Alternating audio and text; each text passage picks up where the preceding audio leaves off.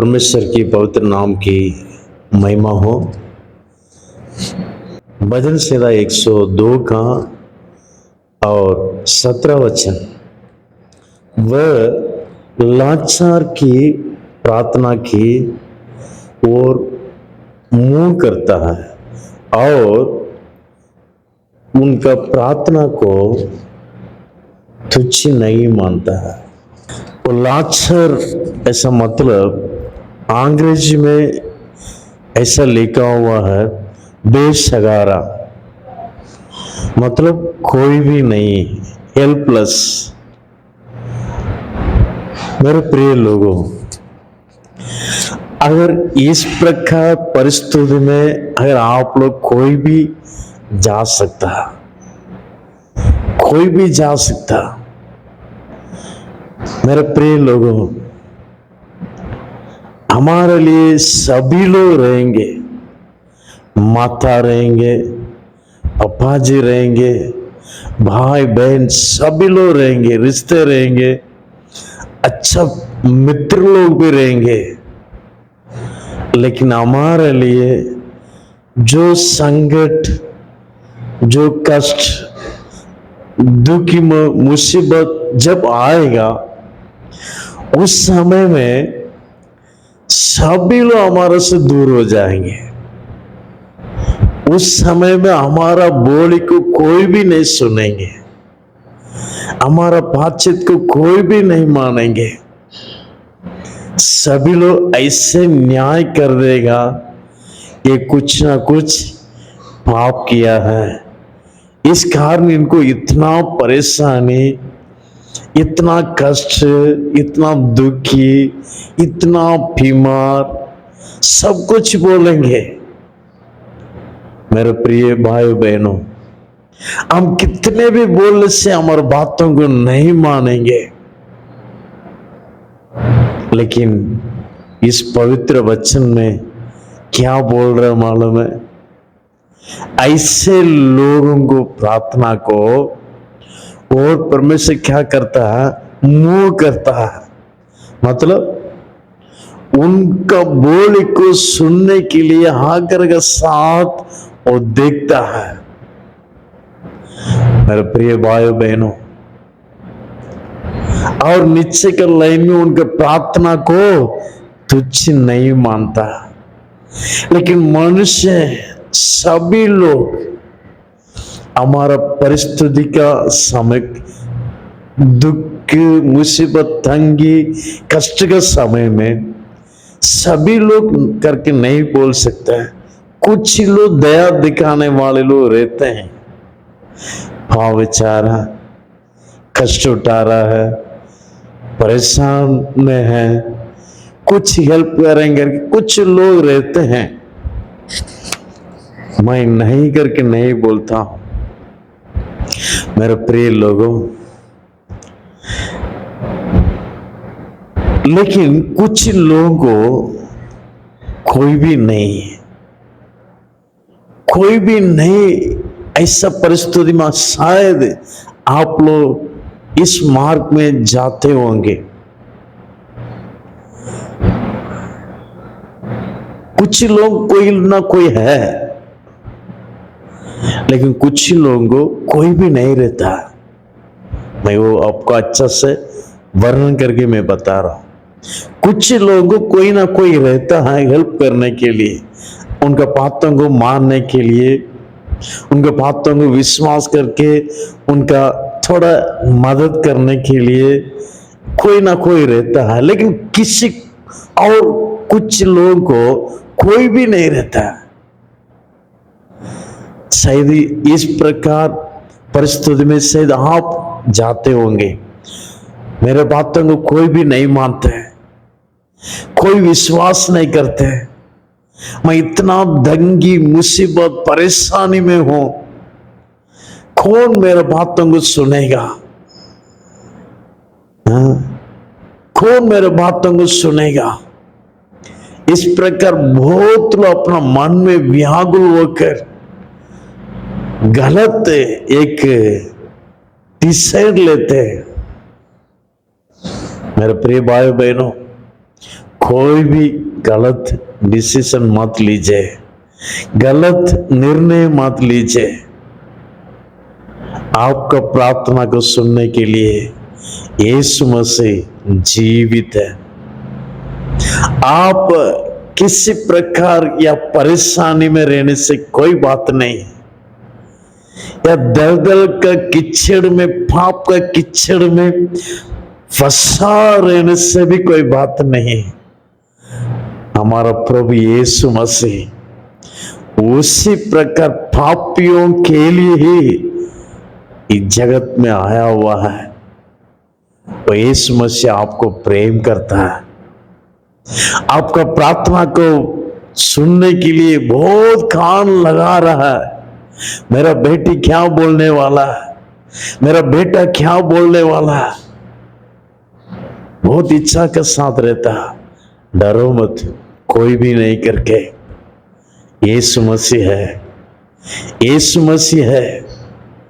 अगर आप बेसगार है, सगारे में फंसा हुआ है, मुझे कोई भी नहीं,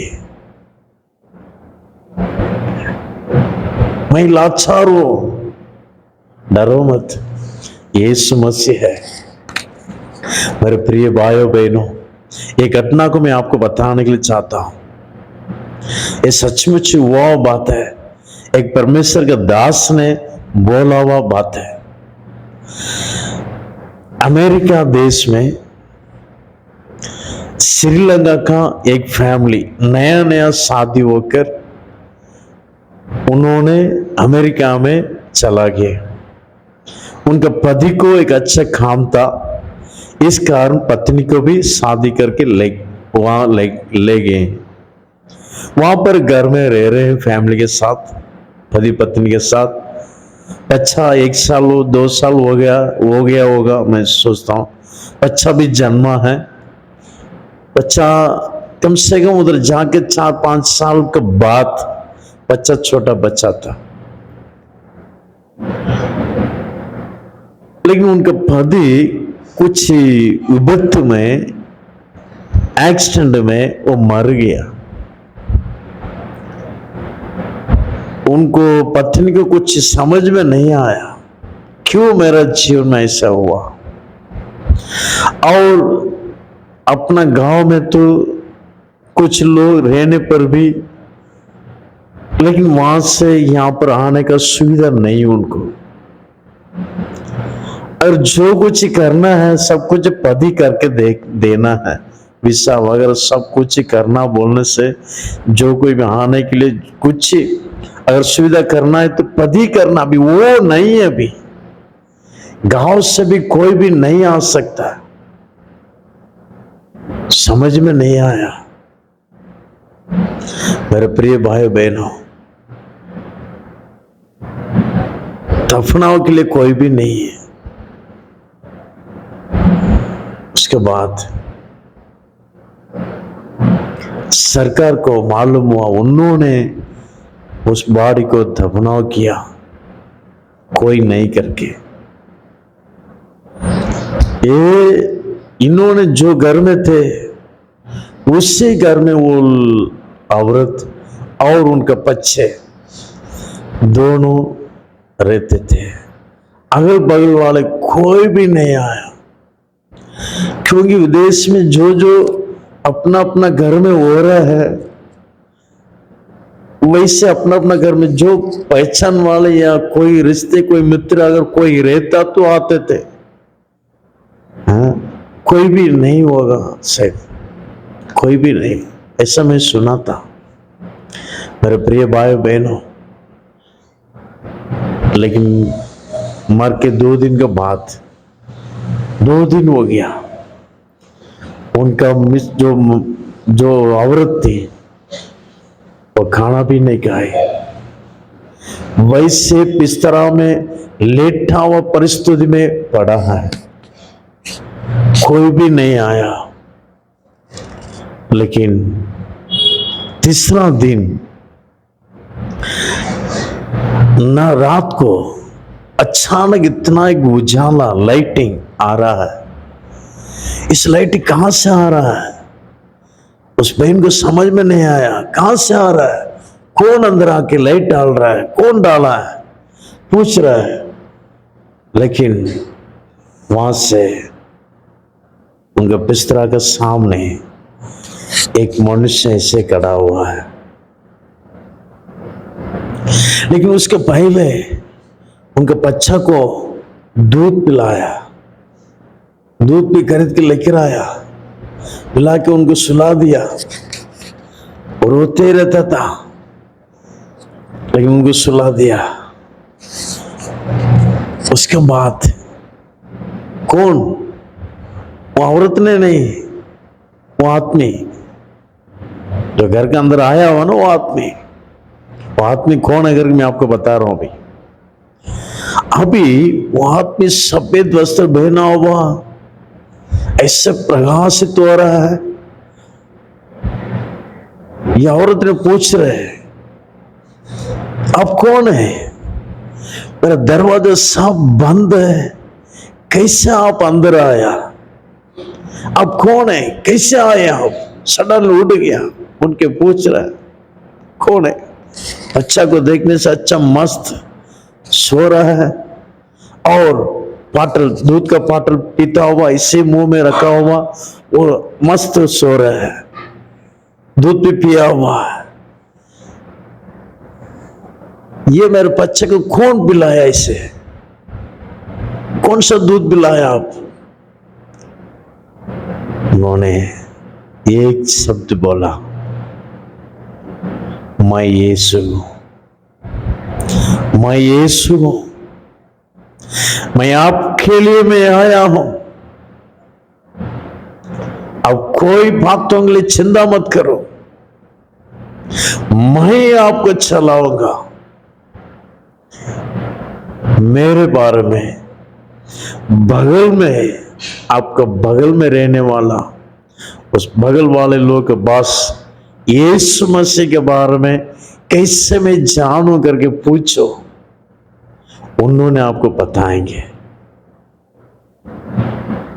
परमेश्वर यीशु मसीह ने उनके घर में जाके ऐसा बोला करके तमिलनाडु में रहने वाला बहुत बड़ा एक प्रचारक ने एक संदेश में बोला हुआ एक अच्छा साक्ष्य है। मेरे प्रिय भाई बहन, झूठ नहीं। फिर वो परमेश्वर से गायब हो गया, औरत उठा, तुरंत गया। लेकिन वो श्रीलंका से आए, वो मसीह का नहीं, इस मसीह के बारे में बिल्कुल नहीं जानता, नहीं मालूम उनको। मेरे प्रिय भाई बहनों, जैसा उन्होंने बोले वैसे बगल में गया। मेरे पास, मेरे घर में ऐसा एक आदमी आया था, ऐसा बोला था। कौन है वो, आपसे पूछने के लिए बोला था। उन्होंने बोला ऐसे बाइबल उनको हाथों में देके, इसमें नया नियम में मत्ती, मार्कुस, लूका, योवान, इस प्रकार वचन को, इसमें से, इस पुस्तक से वचन को पढ़ते रह जाए, अच्छा सा आपको समझ में आ जाएगा। मैं अभी काम को जाना है, आके मैं आपसे बात करता हूं करके उन्होंने अर्जेंट जाना और चला गया। मेरे प्रिय भाई बहनों, उसके बाद उन्होंने यीशु को स्वीकार किया। उसके बाद बहुत, मैं आपको शॉर्ट करके मैं बता रहा हूं, उस देश में ही उस बहन को, उनको उतना इंग्लिश नॉलेज नहीं है, थोड़ा कुछ, फिर भी परमेश्वर ने अच्छा कंपनी में उनको काम दिया। मेरे प्रिय भाई बहनों, उनके बच्चे को बगल वाला के घर में छोड़ के जाते थे। उस समय में इस प्रचारक उस घर में गया था। विदेश में जाने से उसी घर में उन लोग जाते थे। वो उनका सिस्टर का घर है। उस समय में पूछते थे छोटा बच्चे किसका है? उस समय उन्होंने बोले गवाही को, बगल वाला का बच्चे हैं, ऐसे ऐसा हुआ था। वो परमेश्वर ऐसा काम क्या किया, उनको भी बहुत खुशी हो गया। हमारा यीशु मसीह आज भी जिंदा है जी। मुझे कोई भी नहीं करके बिल्कुल बोले मत, जो कुछ आपको हेल्प चाहिए, मदद चाहिए, प्रभु से बोलिए। जो मदद हमारे यीशु मसीह से सब कुछ कर सकता, वो ऑलमाइटी गॉड, वो सर्वशक्तिमान परमेश्वर है। बिल्कुल शक मत कीजिए, प्रभु यीशु के ऊपर बिल्कुल शक मत कीजिए, उनको विश्वास कीजिए। इस वचन सत्य बात है। लाचार की प्रार्थना की और मुंह करता है और उनके प्रार्थना को कभी तुच्छ नहीं मानता। आप जो जगह में रहते हैं, आपका परेशानी को देखो मत, आपका जरूरतों को देखो मत। शायद आपको बहुत रुपया जरूरत हो सकता ना, बहुत मदद आपको जरूरत हो सकता,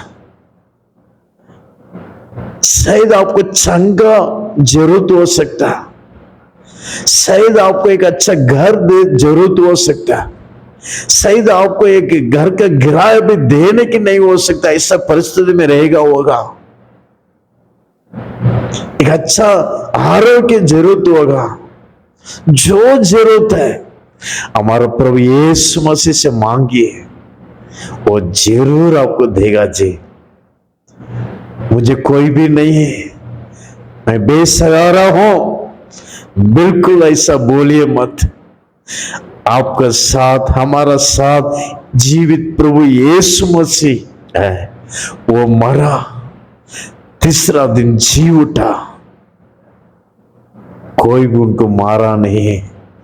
वो अपने आप को सरेंडर हुआ मरने के लिए, हमारा पापों के लिए। ये प्रभु मेरे पापों के क्षमा कर, मुझे आशीर्वाद कीजिए, मुझे दीजिए इस जरूरतों। प्रभु से मांगने से हमारा प्रभु यीशु मसीह जरूर देगा। प्रभु आपका आशीर्वाद करे। इसलिए कोई भी हो, गलत निर्णय मत लीजिए, शैतान का आवाज को कान मत दीजिए। प्रभु आपको आशीर्वाद करेगा, प्रभु आपको आशीर्वाद करेगा, प्रभु आपको ऊंचा करेगा। विश्वास कीजिए, प्रभु यीशु को विश्वास कीजिए। आमीन। God bless you. परमेश्वर आपको बहुत ऐसा आशीर्वाद करेगा। आमीन।